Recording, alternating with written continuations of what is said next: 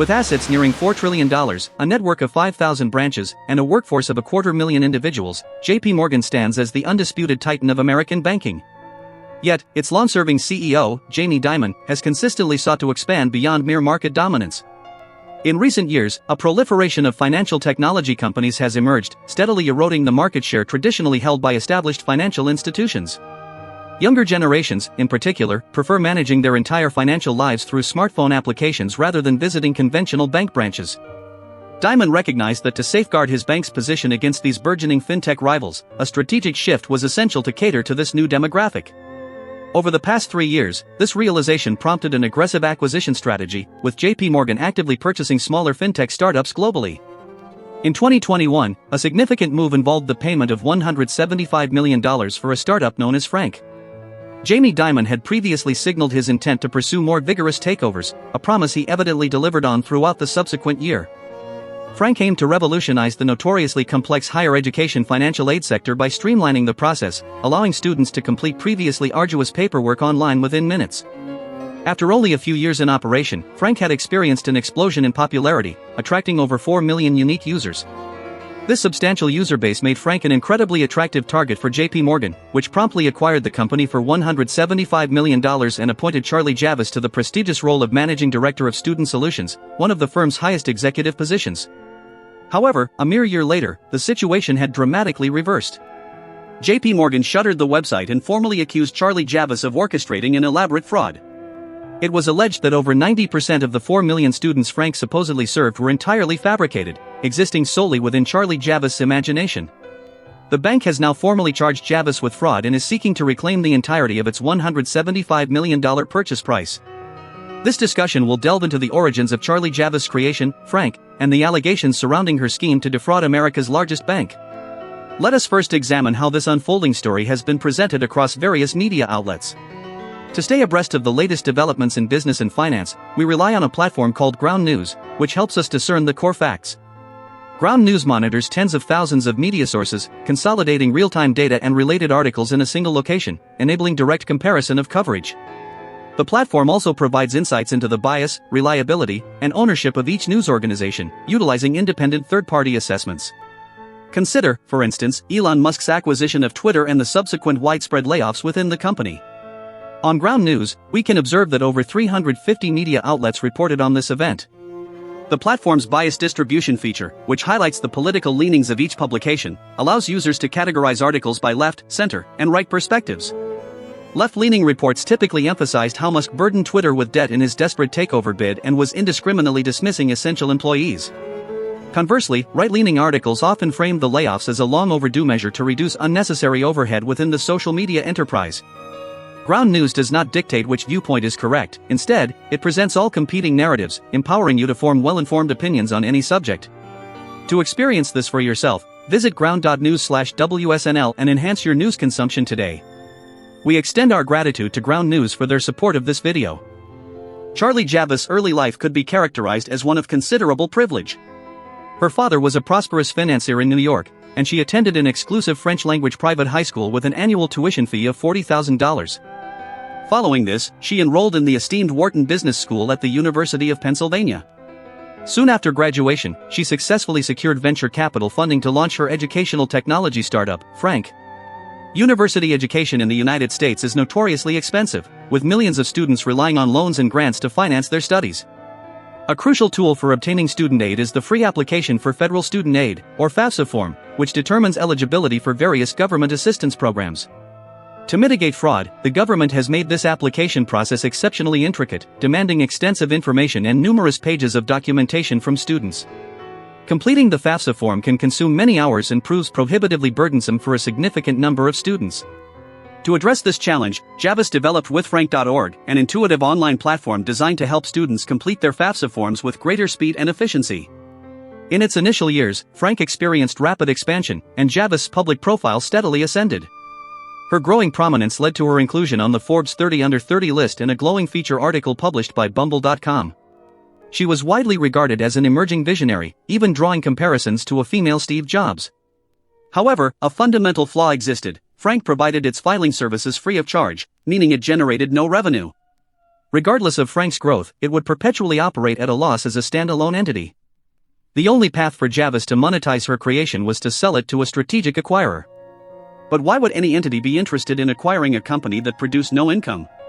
When JPMorgan Chase learned about Frank in 2021, they were exceptionally keen. University students represent arguably the most valuable demographic for targeted marketing. If an individual opens a Chase bank account during their college years, there's a high probability they will continue to use Chase services throughout their lives, primarily due to habit and established convenience. This could translate into a Chase credit card, a Chase mortgage, and potentially tens of thousands of dollars in interest income for the bank over a customer's lifetime. Therefore, even if Frank itself did not directly generate revenue, it would still be an incredibly valuable asset if it facilitated the acquisition of new customers.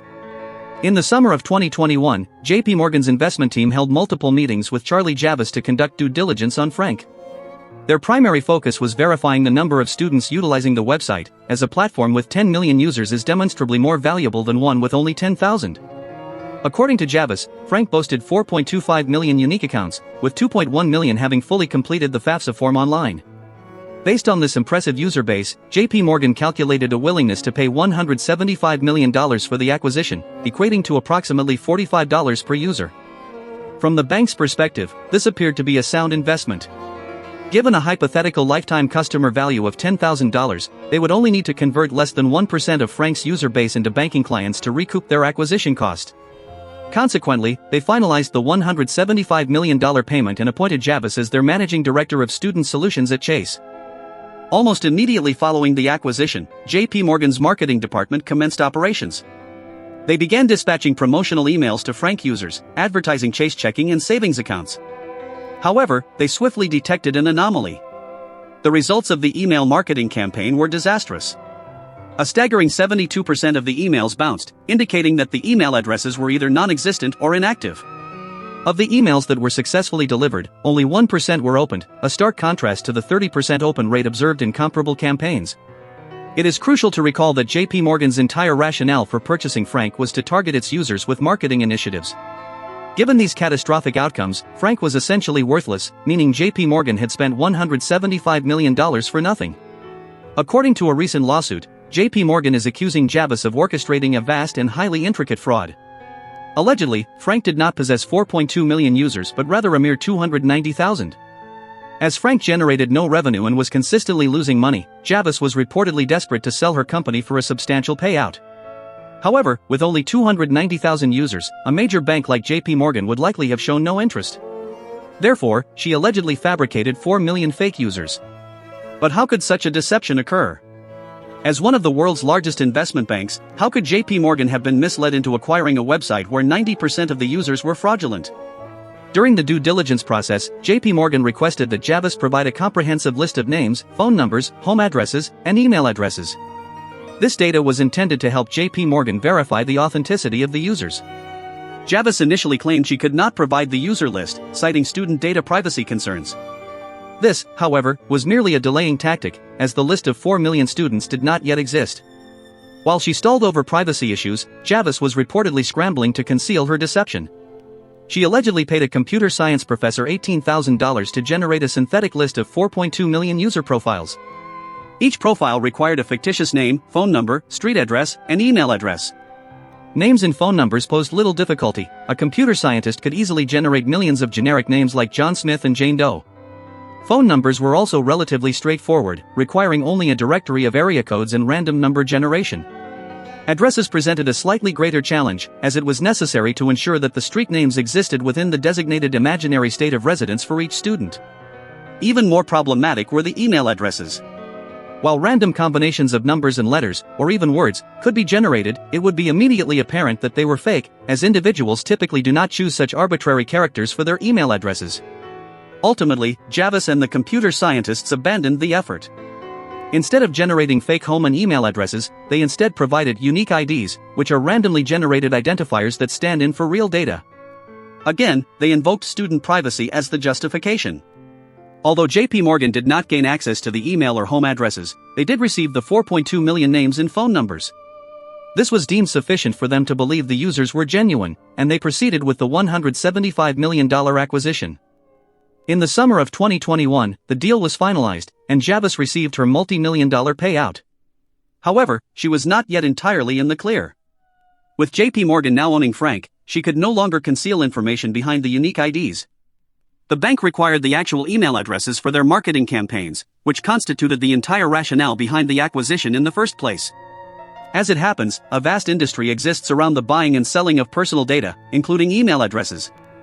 Javice and her associates contacted 2 data brokers, ASL Marketing and Informion, reportedly paying them over $100,000 for a list of 4.2 million emails. Javice then augmented her fabricated customer list with these emails and other data acquired from the brokers. JPMorgan's marketing team subsequently sent out promotional emails to what they believed were Frank users, but which were, in reality, just random email addresses. Imagine receiving an email from Chase Bank that reads, "Congratulations on your successful financial aid application to Southeastern Louisiana University," when you never applied for student aid and had never even heard of Southeastern Louisiana University. You would likely perceive the email as a scam. The probability of becoming a Chase customer as a result of such an email is virtually zero. Furthermore, your perception of the Chase brand would likely diminish due to receiving this seemingly fraudulent communication. The reputational risk for JPMorgan was so immense that they almost immediately shut down the website and wrote off the $175 million investment as a complete loss. Javice's most significant error was reportedly using her official Frank email account to orchestrate the alleged fraud. After JPMorgan acquired the company, the Frank email accounts effectively became JPMorgan property, granting them access to historical email correspondence. Following the disastrous marketing campaign results, they investigated Javice's email history and quickly uncovered damning evidence, including her communications with the computer science professor. Of course, these are merely allegations, and Javice is entitled to a fair trial. However, if JPMorgan possesses the email records they claim, it will be exceedingly difficult for her to refute the fraud charges. There are striking parallels between Charlie Javice and the convicted fraudster Elizabeth Holmes. Like Holmes, Javice graduated from a prestigious university and hailed from a well-connected family. This background provided her with the credibility necessary to secure initial funding for her startup. Both individuals were pursuing what they believed to be noble missions. Holmes sought to democratize access to blood testing, while Javice aimed to democratize student financial aid. Both likely believed their companies would eventually succeed but felt compelled to exaggerate their progress in the short term to attract capital. In Javice's case, she must have believed she could eventually make Frank viable, as evidenced by her joining JPMorgan as an employee post-acquisition. She likely thought that by buying herself some time with the fabricated email list, she could leverage JPMorgan's resources to expand Frank and ultimately achieve the 4 million users she had initially claimed. And perhaps it could have worked out in the long run. But now that the alleged fraud has been exposed, we may never know. Alright everyone, that concludes this video. What are your thoughts on Charlie Javice's alleged fraud? Please share your opinions in the comments section below. As always, thank you so much for watching, and we'll see you in the next one. Wall Street Millennial, signing out.